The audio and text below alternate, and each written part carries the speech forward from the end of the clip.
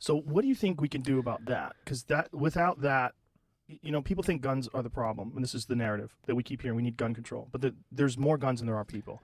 So it's not necessarily a gun problem because the vast majority of people, the vast, vast, vast majority, would never do anything like this. It's a very, very, very, very small amount of people that are deranged and broken and would do something like this. Yep. So how do we address that? That is the issue. It's a mental health issue. Yeah, but it's a bunch of things that nobody wants to talk about. Like we're what? going to be throwing stones. Hollywood, video games, social media. It's more divisive than ever on social media. You get in this echo chamber with your own ideas, and those echo chambers, and they're crazy ideas sometimes when you're able to curate and editorialize the feed that you get back. So they're only people like if I'm struggling and I'm just following angry hate rhetoric, and that is just building. And so my thoughts are then magnified and compounded by other people reaffirming my own belief system. And in the algorithms, then they put in something that then enrages me. So it's like bias confirmation, bias confirmation, bias confirmation. Oh, and then here's something for me to interact with because they want us to interact.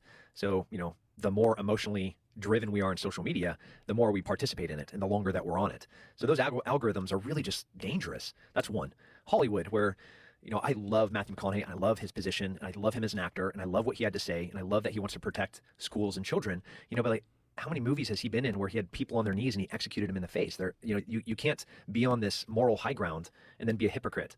So if Hollywood is perpetuating, I've never let my children practice putting somebody on their knees and shooting them or watching a movie. Has he really done that in a movie? Yeah. What movie has he done that in? It was that Guy Ritchie movie. Oh yeah, the that was drug just, dealer movie. Yeah, one of many Yeah. examples. Yeah.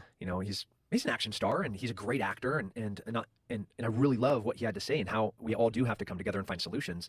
But if like Liam Neeson is out there being, hey, we should get rid of guns, but I'm going to take the next $10 million contract for Netflix to be in the next action film and my kill count's going to be 110. Oh man, I don't know if you can be in that position of moral authority to talk to me about what you should be doing with firearms. Yeah, you don't hear Keanu Reeves talking about what we should do about firearms. No, he's a great example of somebody that, morally and ethically really walks the line of truth and integrity. And he's John Wick.